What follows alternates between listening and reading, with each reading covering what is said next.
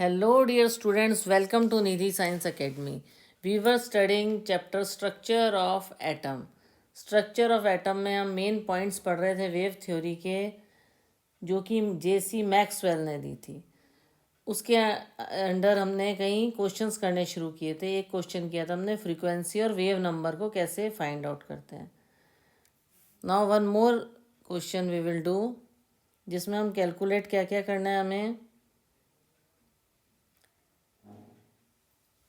Wavelength find out करनी है, frequency find out करनी है, ओके, और वेव नंबर फाइंड आउट करना है। किसका फाइंड आउट करना है? We have to find of a light wave, of a light wave जिसका टाइम पीरियड कितना है? टाइम पीरियड है 3 × 10⁻⁻10 सेकेंड। ओके, ये तो आप समझ ही गए हो। ये वेवलेंथ है, ये फ्रीक्वेंसी है और ये वेव नंबर है। ये वेव नंबर है, ये फ्रीक्वेंसी है और ये वेवलेंथ का सिंबल है। अगर नहीं किसी को क्लियर है तो एक बार फिर बताएं। तो इसका हम इसको किस तरह से निकालेंगे? हमारे पास क्या दिया हुआ है? टाइम पीरियड दिया हुआ है T. It has given only T, 3 × 10⁻⁻10 second. तो फ्रीक्वेंसी कितना होता है? 1/t। फ्रीक्वेंसी का फॉर्मूला होता है 1/t। तो 1/t में हो गया हमारा 1/3 × 10⁻⁻10 सेकेंड। तो जो 1/3 करेंगे तो आ जाएगा 3.33। ओके, -9 पर सेकेंड।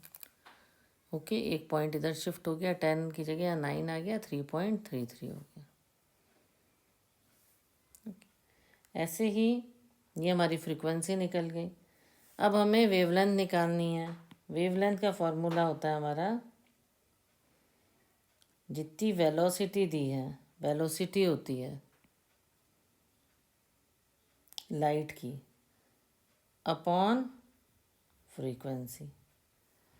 तो वेलोसिटी कितनी है? 3 × 10⁻8। Radiant energy travel in the velocity of light कितनी है? 3 × 10⁻8 मीटर पर सेकेंड। ओके, और फ्रीक्वेंसी कितनी है?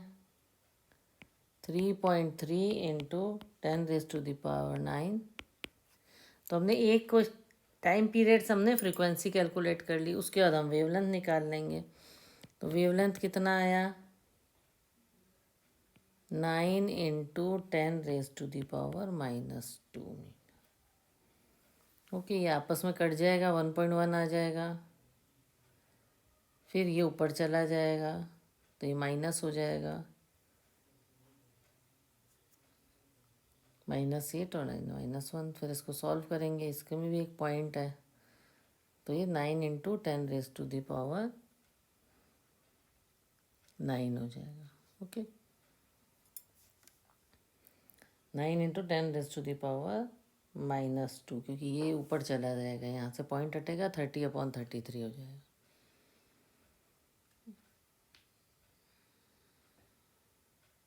ओके, तो अप्रॉक्सीमेटली भी करेंगे तो उसको हमने एग्जैक्टली 9 × 10⁻−2 लिख दिया। अब वेव नंबर निकालना है हमें। वेव नंबर का क्या फार्मूला है? वेव नंबर का फार्मूला है 1/λ। ओके, हमारे पास अगर खाली टी दिया है तो सबसे पहले हम फ्रीक्वेंसी निकालेंगे। फ्रीक्वेंसी का फार्मूला होता है, उसके बाद जब फ्रीक्वेंसी निकल गई और वेलोसिटी तो कांस्टेंट है स्पीड की, इसकी रेडिएशन की, तो ये इस फार्मूले से हमने वेवलेंथ निकाल ली। और वेवलेंथ निकल गई है अगर, तो फ्रीक्वेंसी निकाल सकते हैं, क्योंकि ये 1/वेवलेंथ थी, ये 1/λ है। तो 1/λ हो जाएगा 1/9 × 10⁻⁹ -2 मीटर। इसको कैलकुलेट करेंगे तो आ जाएगा 11.11 मीटर।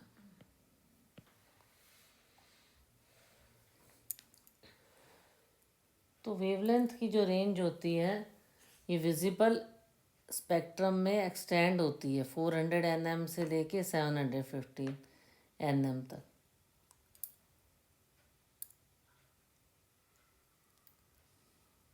FM रेडियो की फ्रीक्वेंसी अलग रहती है।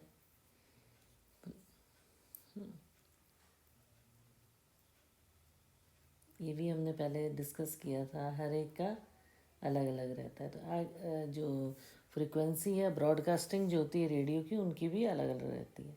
अब क्या हम बोलेंगे, particle nature of, we will study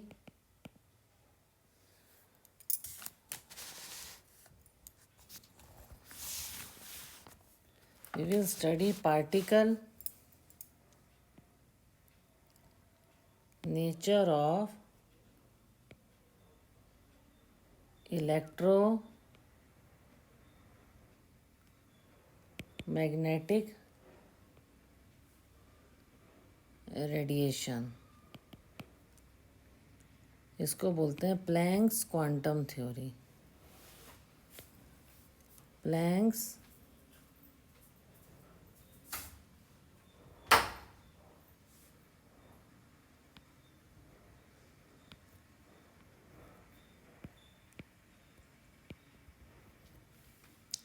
quantum theory.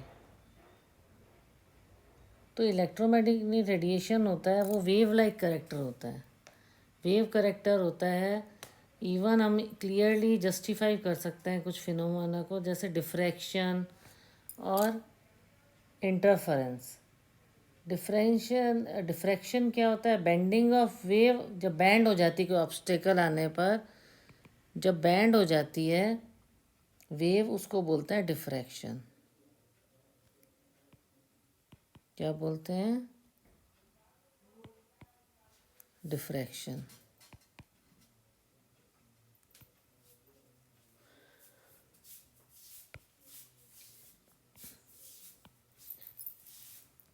Bending of wave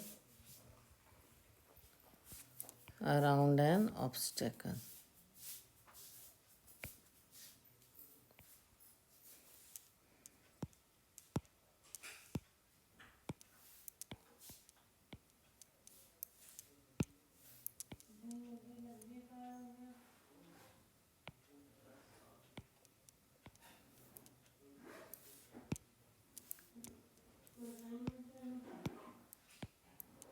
Bending of wave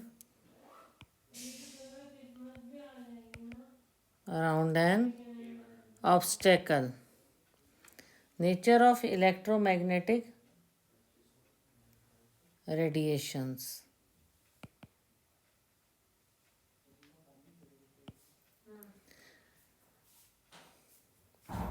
और क्या है, इंटरफेरेंस। इंटरफेरेंस क्या होता है, combination of two waves of same और डिफरेंट फ्रीक्वेंसी जब कंबाइन होती हैं स्पेस में, तो एक एल्जेब्रिक और वेक्टर सम का डिस्टर्बेंस देती है, जिससे कि resulting from each interfering wave, combination of two waves. Interference क्या है,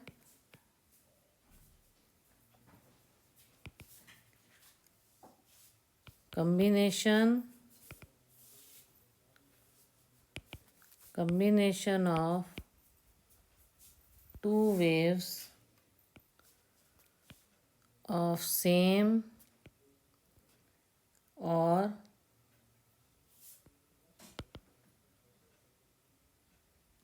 different frequencies। कम्बिनेशन है टू वेव्स का, सेम फ्रीक्वेंसी पे या अलग अलग फ्रीक्वेंसी पे। जो वेव नेचर है लाइट का वो जस्टिफाई नहीं करता।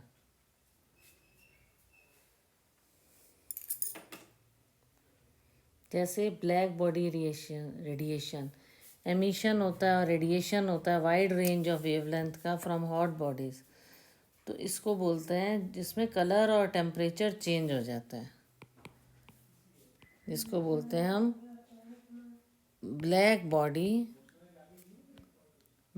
बॉडी रेडिएशन, जिसमें वाइड रेंज ऑफ वेवलेंथ होती है from hot body, wide range of wavelength from hot bodies.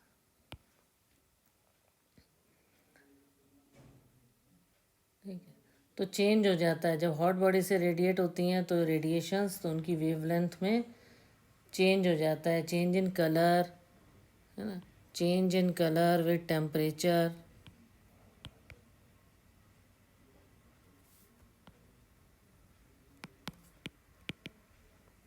Temperature के साथ there is change in colour. अब फोटो इलेक्ट्रिक इफेक्ट क्या होता है, तो इलेक्ट्रॉन्स का होता है इजेक्शन फ्रॉम मेटल सरफेस। जब रेडिएशन स्ट्राइक करती है तो क्या होता है, इलेक्ट्रॉन्स इजेक्ट होते हैं।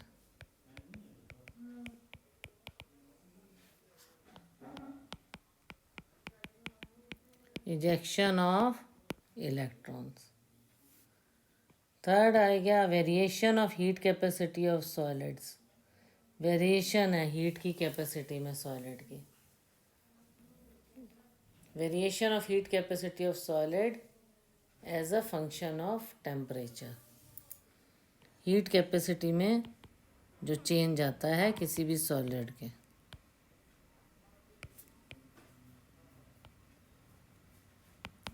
Heat capacity of solids as a function of temperature. Temperature के कारण जो चेंजेस आते हैं।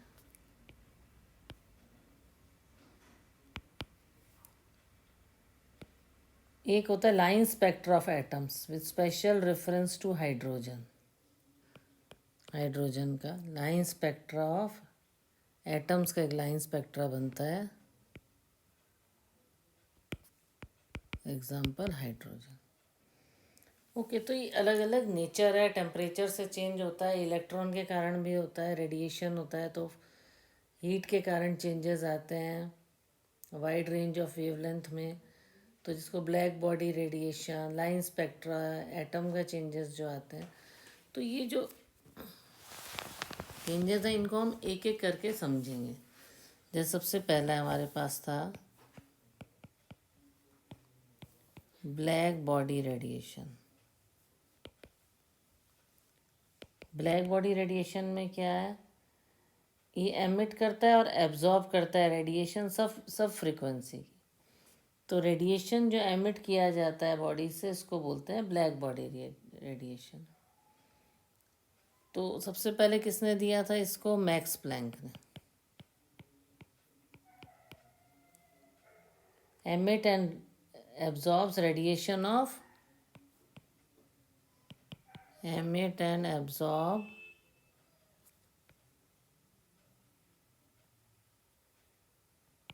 radiations of all frequencies।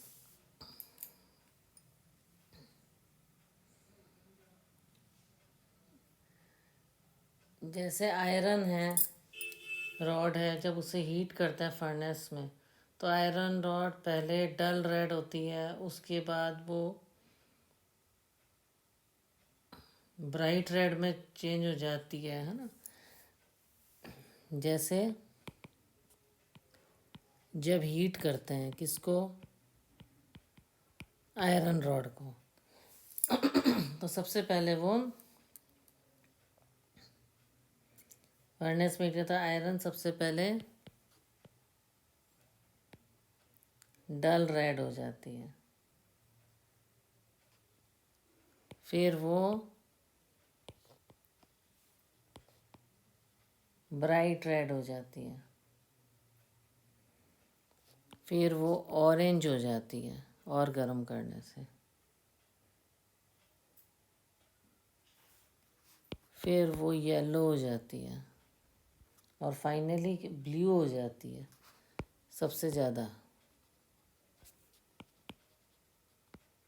Elevated temperature पे ये चेंजेस आते हैं। तो ये सब में विजिबल रेंज ऑफ स्पेक्ट्रम में आते हैं ये सब। तो डिफरेंट कलर की डिफरेंट फ्रिक्वेंसी होती है। ओके, जैसे ये है इंक्रीजिंग फ्रीक्वेंसी। ओके, और इधर हम इंक्रीज हो रही है फ्रीक्वेंसी और इधर इंक्रीजिंग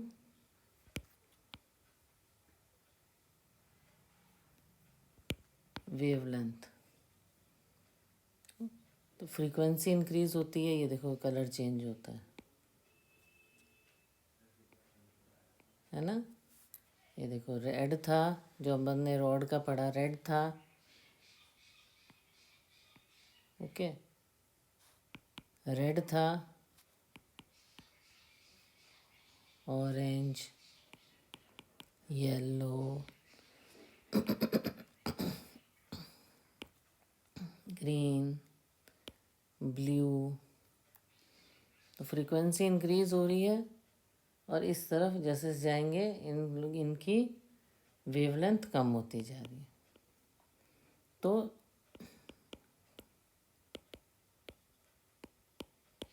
ये किसके अंडर आता है? Different colours of varying frequency और वेवलेंथ। तो इसको हम क्या बोलते हैं? वेबग्योर। तो इससे हम पता लगता है रेड लाइट की हायर, रेड लाइट है जो उसकी हायर वेवलेंथ है और लोअर फ्रिक्वेंसी है ना।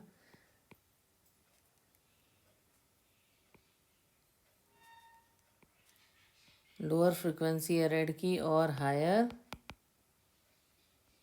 वेवलेंथ है। ओके, तो इस तरह से हमें क्लियर हुआ ये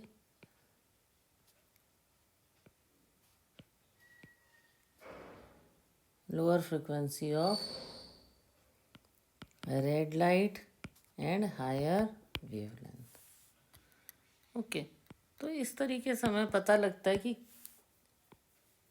ये चेंजेस कैसे आते हैं, क्यों आए कलर में चेंजेस हीट के साथ, है ना। अब ब्लू है, ब्लू की फ्रीक्वेंसी ज़्यादा है और वेवलेंथ कम है, इससे हमें पता लग गया। इट मीन्स रेडिएशन एमिट करता है जो वो हायर वेवलेंथ से लोअर वेवलेंथ की तरफ जाता है।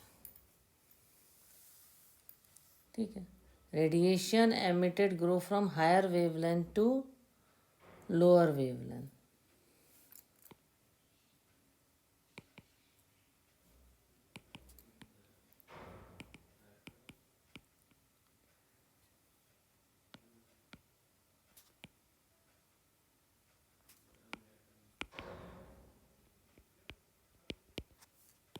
हायर वेवलेंथ से लोअर वेवलेंथ की तरफ जा रहा है रेडिएशन। ब्लू रेडिएशन में वो लो हो गया। तो इस पे क्या है, इंटेंसिटी और फ्रीक्वेंसी जो एमिटेड रेडिएशन की किस पे डिपेंड करती है? टेम्परेचर पे। तो intensity of radiation emitted increases, जो इंटेंसिटी है वो इंक्रीज होती है, जो इंटेंसिटी है, intensity of radiation increases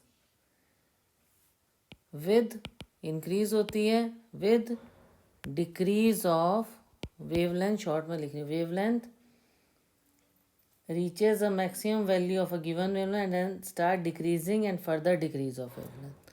wavelength decrease होती चली जाती जैसे जैसे इंटेंसिटी इंक्रीज होती जाती है। तो इसमें एक ग्राफ भी बना हुआ है इस तरीके से, इसको हम ग्राफ से भी शो कर सकते हैं। ये है इंटेंसिटी, इंटेंसिटी। ओके, ये मान लो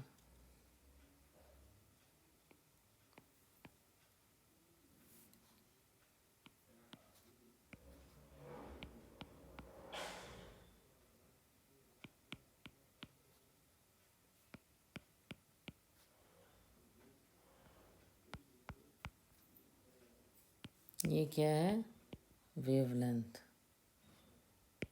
एनएम, ये इंटेंसिटी। तो यहाँ से ग्राफ गया इस तरह से टेम्परेचर, फिर ये टेम्परेचर इंक्रीज हुआ, इंटेंसिटी इंक्रीज हुई और वेवलेंथ डिक्रीज हुई।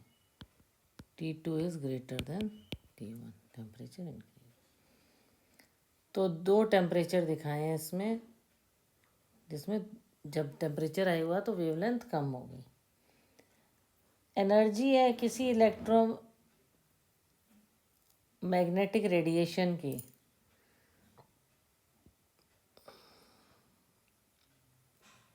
वो फ्रीक्वेंसी और वेवलेंथ से इंडिपेंडेंट है, वो इतना फ़र्क नहीं पड़ता। रेडिएशन जब एमिट होता है, बॉडी हीट होती है, उसका सेम कलर होना चाहिए थ्रू आउट, पर इंटेंसिटी जो है कलर की चेंज होती है टेम्परेचर पे। फिर मैक्स प्लैंक ने नेक्स्ट क्या बताया कि एनर्जी जो एमिट और एब्जॉर्ब होती है ब्लैक बॉडी से, ये कंटिन्यूस नहीं होती, डिसकंटिन्यूस होती है, छोटे छोटे पैकेट्स में।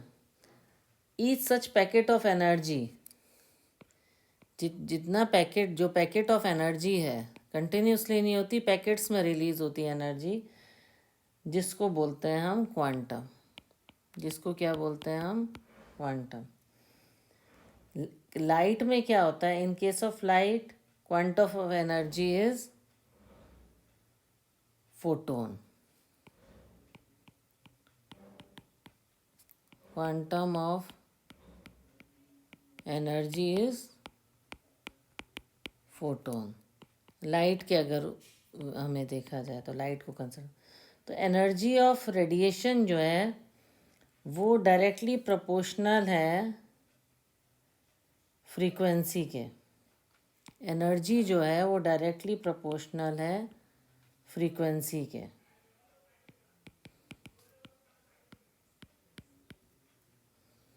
Here h is Planck's constant. Planck's constant. Planck constant कितना है, 6.626 into 10⁻⁻34।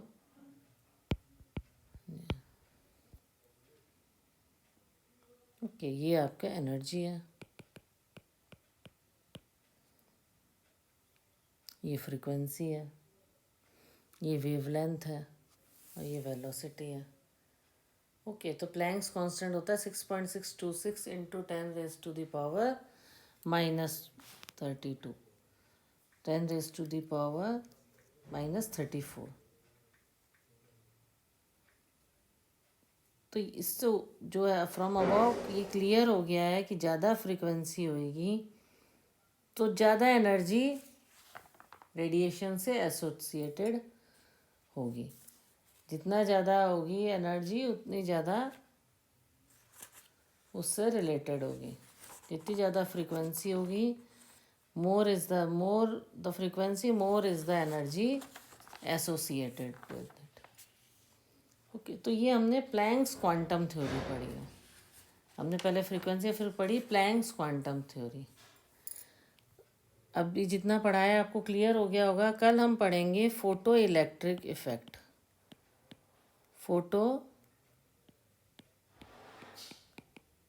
Tomorrow we will study photoelectric effect. अगर आपको मेरा पढ़ाना पसंद आ रहा है तो चैनल को लाइक करें, शेयर करें, सब्सक्राइब करें। Okay, thank you.